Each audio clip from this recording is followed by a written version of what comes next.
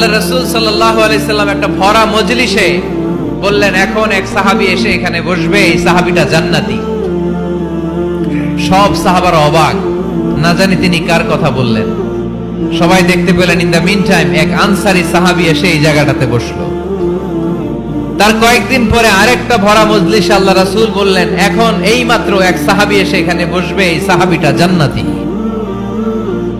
ঠিক ওই দিনও ওই আনসারী সাহাবীটা এসে ওইখানে বসেছে। আবার কয়েকদিন পরে আল্লাহ রাসূল সাল্লাল্লাহু আলাইহি ওয়াসাল্লাম বললেন, এই মুহূর্তে এই মজলিসে এমন এক সাহাবী ঢুকবে, এই সাহাবীটা জান্নাতি।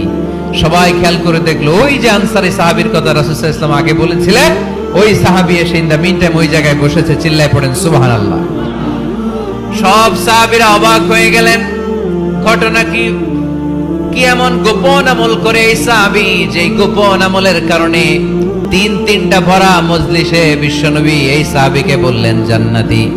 সাইয়েদনা আব্দুল্লাহ ইবনে আমর ইবনুল আস গোপন তথ্য বের করার জন্য ওই সাহাবীর বাড়িতে চলে যে সাহাবীকে সালাম দিয়ে বললেন, ও আনসারী সাহাবী, আমার বাবার সাথে আমার ঝগড়া হয়েছে, আমি 3 দিনের জন্য তোমার বাড়িতে মেহমান হতে চাই। কয়দিনের জন্য? 3 দিন। ওই আনসারী সাহাবী বলল, আহলান ওয়া সাহলান, খুশআমদেদ, আপনি আমার মেহমান হবেন, এটা তো আমার সৌভাগ্য। আসেন, থাকেন, এই ঘরে আমি থাকি, এই ঘরটা ফাঁকা, আপনি এখানে থাকেন। এবার আব্দুল্লাহ ইবনে আমর ইবনুল আস খেয়াল করলেন কোন গোপন আমল করে কিনা, কোন নেক আমল আছে কিনা এই সাহাবীর, যে কারণে 3বার বিশ্বনবী এই সাহাবীরে জান্নাতি বলেছে। 3 দিন টানা 3 দিন লক্ষ্য করার পরে সাইয়েদনা আব্দুল্লাহ ইবনে আমর ইবনুল আস এই সাহাবীর মধ্যে তেমন বিশেষ কোন নেক আমল, গোপন আমল আর দেখতে পায় নাই। কথা বলে, ভাই আসলে আমার আব্বার সাথে আমার তেমন কোনো ঝগড়া টগড়া হয় নাই। ঝগড়া টগড়া কিছু না, আমি বিশেষ একটা কারণে এসেছি। 3বার বিশ্বনবী তোমাকে জান্নাতি বলে ঘোষণা করেছে। আমি দেখার জন্য এসেছি যে তুমি কি আমল করো, কিন্তু আমি তো বিশেষ কোনো আমল দেখলাম না। নামাজের সময় নামাজ পড়ো, তাহাজ্জুদের সময় তাহাজ্জুদ পড়ো, কোরআন তেলাওয়াতের সময় কোরআন তেলাওয়াত করো, আমি যা ইবাদত করি তাই তো করো, বরং আমার চেয়ে আরো কম করো। কি এমন তোমার আমল যে আমলের কারণে বিশ্বনবী তোমারে জান্নাতি বলেছে? সাহাবীটাকে বলে, আব্দুল্লাহ, আমার জীবনে বিশেষ কোনো আমল নাই, এমন কোন আমল আমি আমার জীবনে করি নাই যে আমলের কারণে বিশ্বনবী আমারে জান্নাতি বলে ঘোষণা দিতে পারে। তবে হ্যাঁ, এমন একটি আমল আছে, প্রতি রাতে ওই আমলটা করে আমি বিছানায় ঘুমাতে যাই। প্রতি রাতে এশার নামাজের পরে আমি যখন আমার বিছানায় ঘুমাতে যাই, আমি আমার অন্তরে কারো ব্যাপারে কোনো ঘৃণা, কোনো ক্ষোভ আমার অন্তরে পুষে রাখি না। সুবহানাল্লাহ পড়েন। কোনো ক্ষোভ, কোনো ঘৃণা, কোনো হিংসা, কারো ব্যাপারে অহংকার, জেলাসি, এগুলো অন্তরে নিয়ে আমি ঘুমাই না। আমি যখন ঘুমাতে যাই, আমি সবাইরে ক্ষমা করে দিয়ে, মাফ করে দিয়ে ঘুমাতে চলে যাই।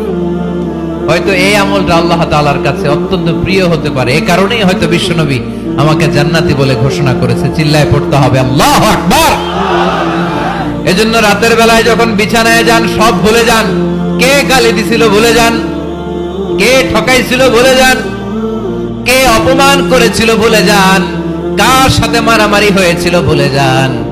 বিছানায় যাওয়ার আগে সবাইরে মাফ করে দিয়ে একটা প্রশান্ত আত্মা নিয়ে ঘুমাতে যান। ওই সাহাবীর মতো আপনারও জান্নাতি বানাবে কে?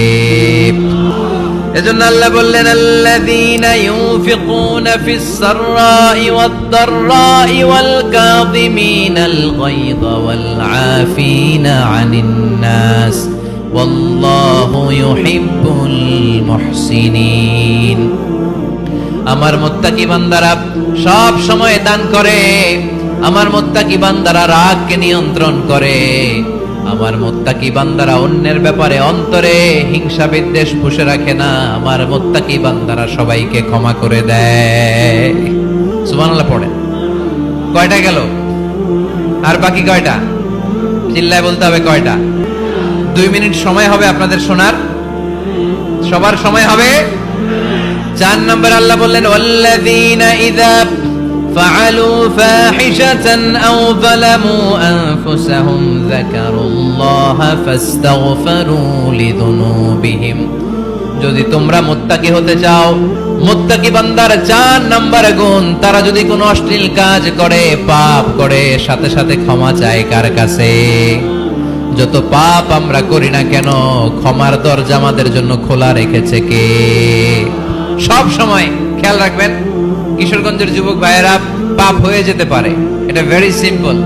তুমি মিথ্যা বলে ফেলেছো, খাদ্যে ভেজাল দিয়েছো, ওজনে কম দিয়েছো, পরকিয়া করেছো, অবৈধ দৈহিক সম্পর্ক করেছো, ব্লু ফিল্ম দেখেছো, নিজের উপর নফসের উপর জুলুম করেছো, তারপরেও তোমার জন্য ক্ষমার দরজা খোলা রেখেছে কে? মনে রাখতে হবে, আমাদের পাপ যত বড় হোক, তার রহমতের দরিয়া তার চাইতেও বড়, ঠিক কিনা? আমাদের গুনাহ আর অন্যায় যদি হয় খালের পানির সমান, বিলের পানির সমান, আল্লাহর দয়া সাগরের পানির সমান। আমাদের অন্যায় আর পাপ যদি হয় পাহাড়ের সমান, আমার রবের দয়া আকাশের সমান, ঠিক কিনা? বিষ্ণু বলেছেন, কুল্লুকুম খাত্তাউন ওয়া খায়রুল খাত্তাইন আত-তাওয়াবুন। তোমরা সবাই পাপী। আমরা সবাই কি? আওয়াজ করে বলেন না, আমরা সবাই কি? আমরা যে পাপী, এটা বলতে আপনাদের লজ্জা লাগে? আমরা সবাই কি? শুধু কি পাপী? পাপীর ঘরের পাপী, 14 গোষ্ঠী পাপী। আমি পাপী, আমার বাবা পাপী, আমার মা পাপী, আমার দাদা পাপী, আমরা সবাই পাপী। আল্লাহ রাসূল বললেন, কুল্লুকুম খাত্তাউন, তোমরা সবাই পাপী, ওয়া খায়রুল খাত্তাইন আত-তাওয়াবুন। আর এই পাপীদের মধ্যে সবচেয়ে ভালো পাপী ওই পাপী যেই পাপী পাপ করার পরই তওবা করে, ইস্তেগফার পড়ে, ঠিক কিনা?